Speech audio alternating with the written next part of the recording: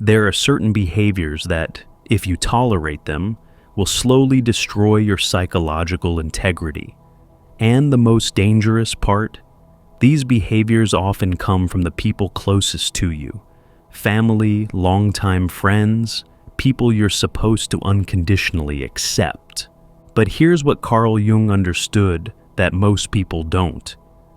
Unconditional love doesn't mean unconditional tolerance, and allowing certain behaviors, even from family, isn't loyalty or compassion. It's self-abandonment. I'm about to share 5 behaviors that Jung discovered are so psychologically damaging that tolerating them from anyone, including family, will prevent you from ever becoming whole.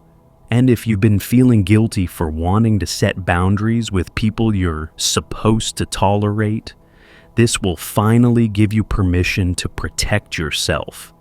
These aren't just annoying habits. These are behaviors that attack the foundation of your psychological health. And Jung was clear: if you want to individuate, to become who you truly are, you cannot allow these behaviors in your life. Let me show you exactly what they are. The first behavior Jung said you must never tolerate is also the most common and the hardest to recognize when it's happening. Here's how projection works.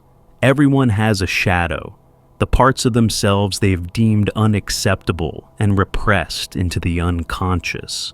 Jung called this the shadow, everything we refuse to acknowledge about ourselves.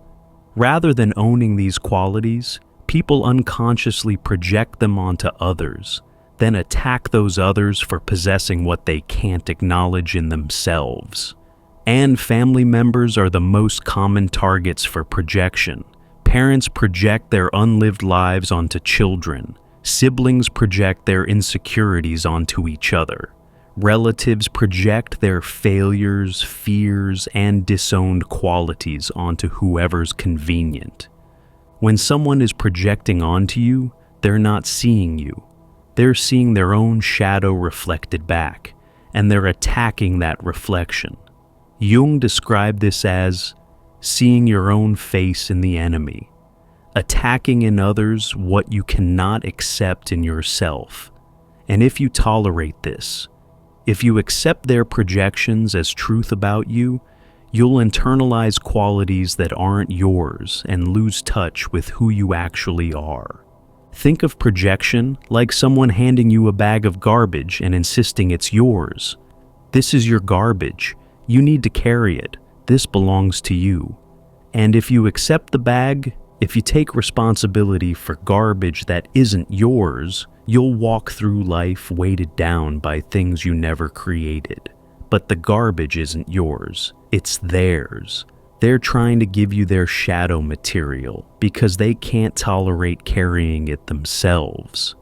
And every time you accept it, you lose touch with your actual self and take on a false identity constructed from their projections.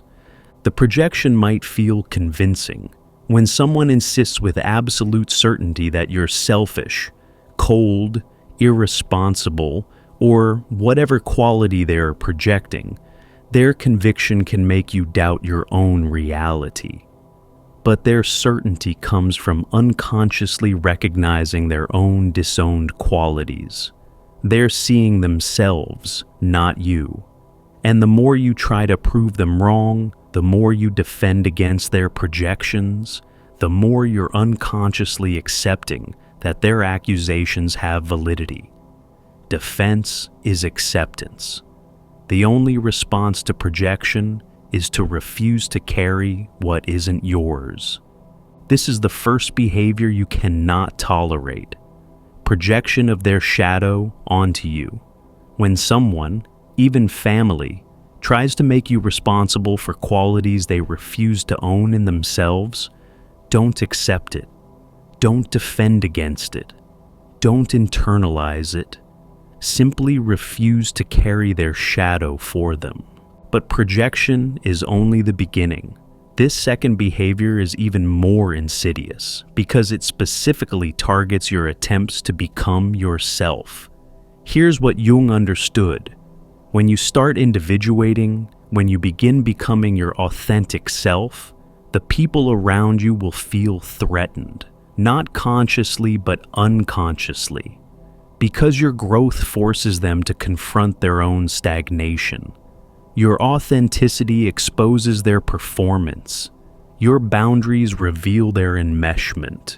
And rather than examining themselves, many people, including family, will punish you for growing. They'll withdraw affection, create guilt, label you as changed in negative ways, accuse you of thinking you're better than them, attack your emerging authenticity until you shrink back into the smaller version of yourself they're comfortable with. Jung called this the family's resistance to individuation, the unconscious systemic opposition to any member becoming psychologically independent. This isn't love. This is psychological imprisonment disguised as relationship. One man Jung worked with had been in therapy for 2 years, doing deep work on his people-pleasing patterns and inability to set boundaries. As he grew stronger, more boundaried, more authentic, his family became hostile. His father stopped calling. His mother guilted him constantly. "You've changed. Therapy has ruined you. You used to be such a good son." His siblings accused him of being selfish and acting superior. He told Jung, "Maybe I have changed for the worse. Maybe I should go back to how I was." Jung was firm. They're punishing you for growing because your growth threatens their system. Jung described this as the family complex, the unconscious patterns that keep everyone locked in fixed roles. They need you to remain the people pleaser who never says no, who absorbs everyone's problems, who maintains peace at the cost of yourself. When you stop playing that role, the system became unstable, so they're trying to force you back into it through punishment. If you return to who you were to maintain their comfort, you'll abandon yourself completely. Jung continued, "Your family isn't upset that you've changed. They're upset that you're no longer willing to sacrifice yourself for their comfort. That's not love responding to change. That's control responding to loss of power." The man held his boundaries. The punishment intensified temporarily, then gradually decreased as his family realized he wouldn't revert. Some relationships deepened as people accepted the real him. Others faded because they were only compatible with his false self. But he became whole, and that was worth the temporary discomfort of others' disapproval. This is the second behavior you cannot tolerate: punishment for growth. When people, even family, attack you for changing, evolving, or becoming more authentic, don't shrink back to ease their discomfort. Their resistance to your growth is their problem, not evidence that your growth is wrong. Now, this third behavior is the most fundamental, because it's the foundation that allows all other toxic behaviors to continue. Jung was clear. Healthy boundaries are essential for individuation. You cannot become your authentic self if you're constantly invaded, controlled, or pressured by others. Jung called boundaries the necessary separation, the psychological space required for the self to emerge. Boundaries create the psychological space where your true self can emerge. But many people, especially family, don't respect boundaries. They see boundaries as rejection, as rudeness, as evidence you don't love them. And they'll repeatedly violate your stated boundaries, then make you feel guilty for having them. When someone violates your boundaries repeatedly, they're communicating clearly. Your needs don't matter. Your limits aren't real. My wants supersede your well-being. Jung referred to this as psychic invasion, the violation of your psychological sovereignty. This is not love. This is control. Think of boundaries like the walls of your home. You get to decide who enters, when they enter, and what behavior is acceptable inside your space. If someone repeatedly kicks down your door after you've asked them to knock, if they enter your home uninvited after you've said no, you wouldn't tolerate that as just how they are, or excuse it because they're family.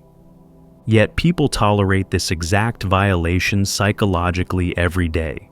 Someone says, "Don't call after 9 p.m., and family calls at 10 p.m., then acts hurt when you don't answer.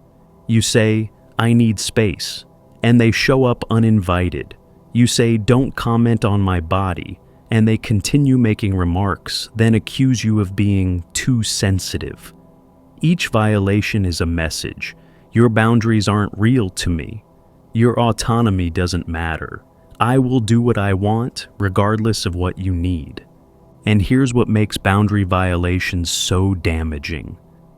Each time you allow someone to cross a boundary you've stated, you're teaching yourself that your needs don't matter. You're reinforcing that others' wants are more important than your limits. You're training yourself out of self-respect. The boundary violator knows what they're doing. They heard your boundary. They understood it. They chose to violate it anyway. And when you don't enforce consequences, you're giving them permission to continue. Boundaries without enforcement are just suggestions, and people will treat them accordingly, as optional preferences they can disregard whenever inconvenient. This is the third behavior you cannot tolerate: repeated boundary violations. When someone, even family, refuses to respect your clearly stated boundaries, you don't owe them continued access to you. Boundaries without enforcement are just suggestions, and suggesting doesn't protect your psychological space. If you're starting to feel uncomfortable, if you're recognizing these behaviors in your family relationships, that discomfort is important. It means you're waking up to patterns you've been tolerating that are costing you your wholeness. Jung never said setting boundaries was easy. He said it was necessary. And the guilt you feel for protecting yourself, that's not your authentic guilt. It's conditioning telling you that your needs don't matter as much as others' comfort. Before we explore the final two behaviors, check out our new guide, True Self-Discovery, with 24 practical reflection exercises designed to help you find your way within. Click below to get True Self-Discovery. Let's continue. Here's where it gets truly toxic, because this fourth behavior is often disguised as love or concern. Emotional manipulation is using guilt, fear, obligation, or sympathy to get you to do what someone wants while making it seem like it's your choice. Jung called this psychic coercion, the use of emotional pressure to override someone's autonomous will. It's one of the most damaging behaviors because it hijacks your own emotions and uses them as weapons against your autonomy. Family members are often masters at this. "I guess I'll just be alone then, after everything I've done for you.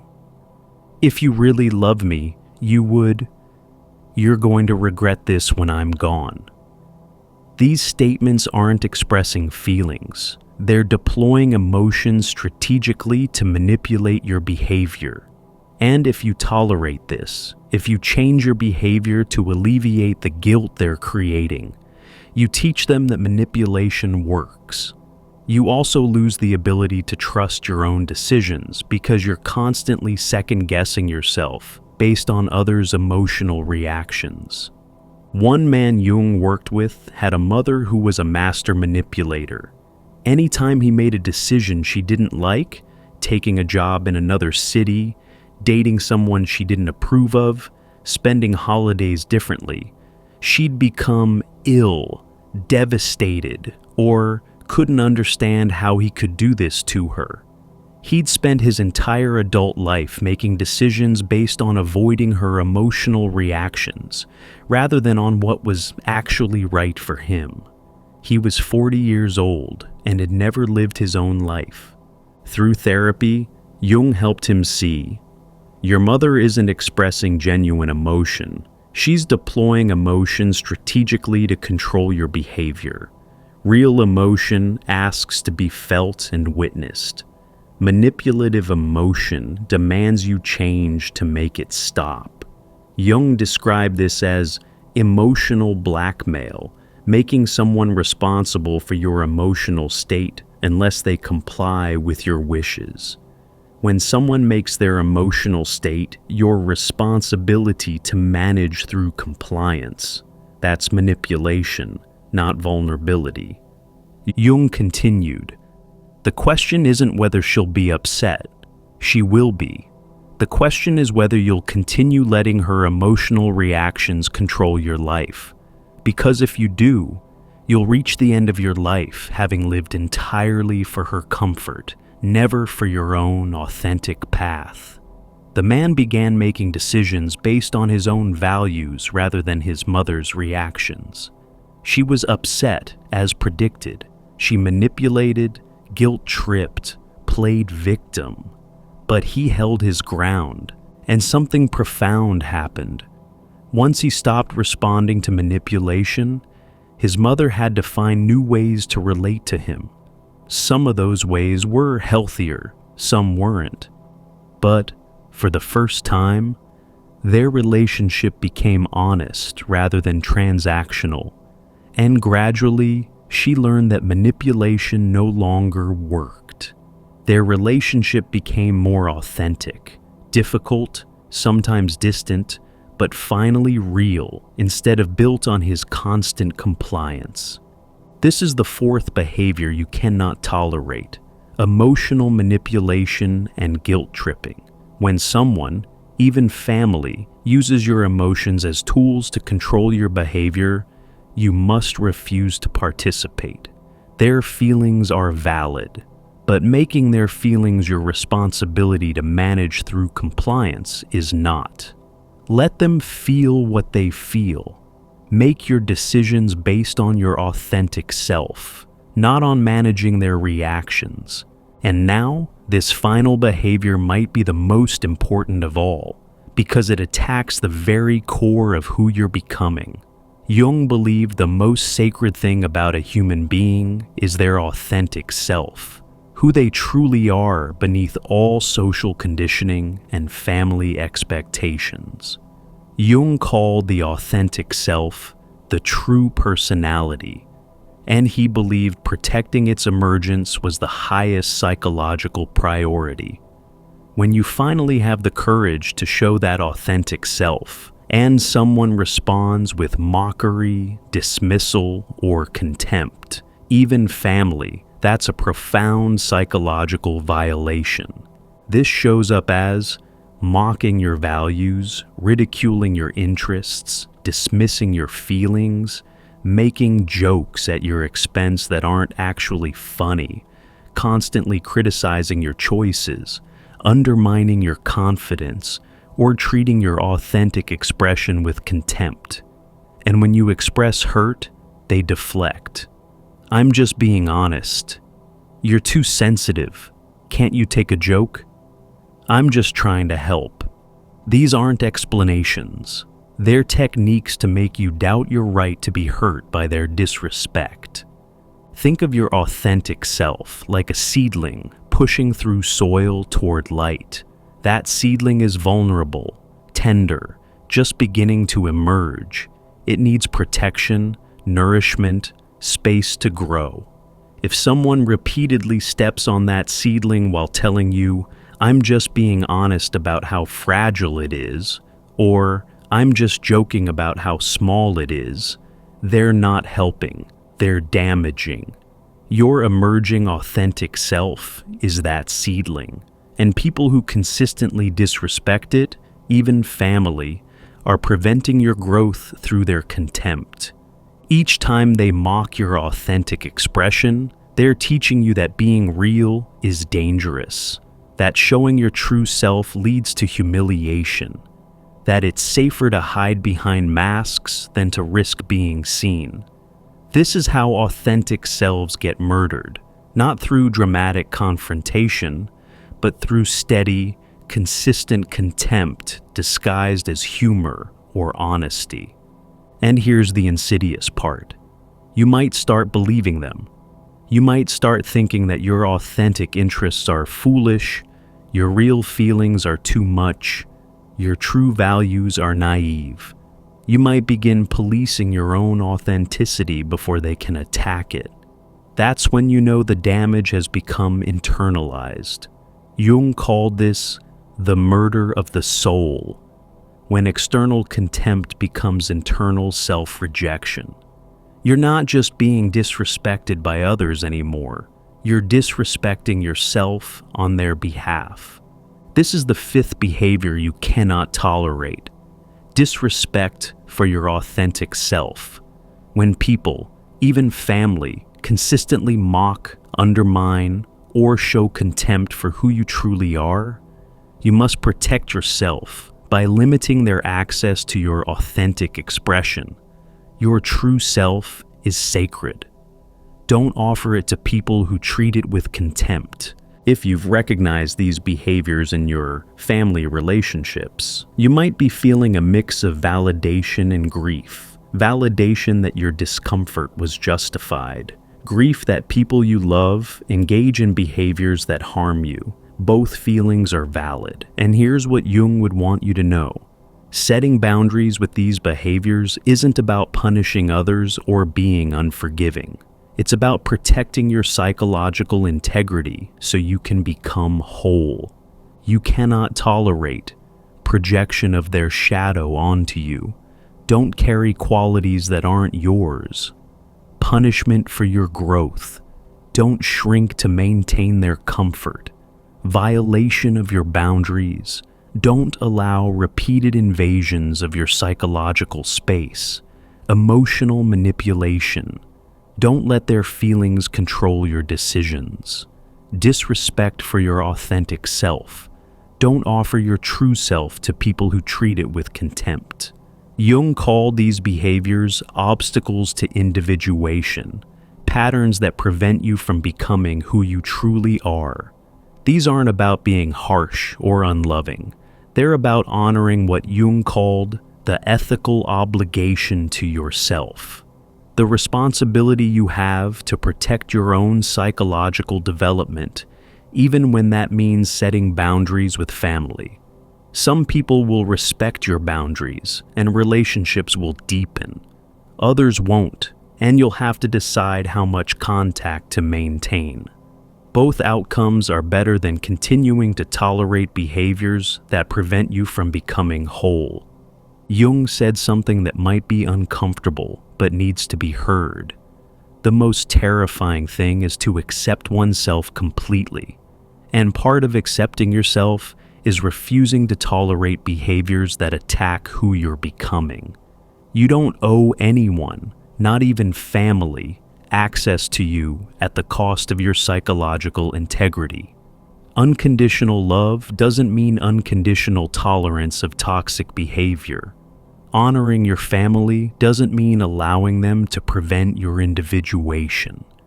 The behaviors we've discussed, projection, punishment for growth, boundary violations, manipulation, and disrespect, these aren't minor annoyances. They're attacks on your authentic self. And tolerating them, even from family, will keep you trapped in patterns that prevent wholeness. So, here's what you do. Identify which of these behaviors you've been tolerating. Start setting boundaries around them. Expect resistance.